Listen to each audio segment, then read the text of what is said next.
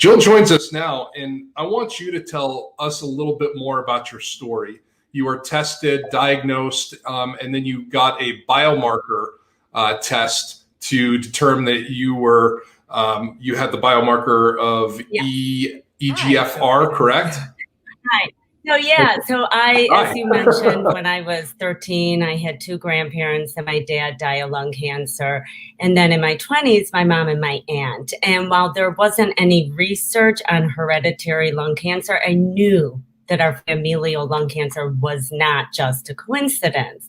So I did start getting periodic scans, and it's not approved. There still isn't screening, but I needed to do it. I needed to, well, at the time my mom died, I was pregnant and I had a 15-month-old, but I have 4 kids. I didn't want them to ever go through what I went through.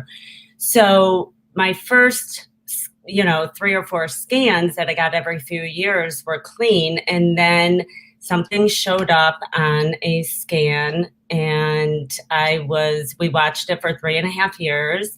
And then 11 years ago is when I was first diagnosed. And at the time I was stage 1. And at the time, the only biomarkers they tested for were EGFR and KRAS. So the cancer I had was EGFR positive.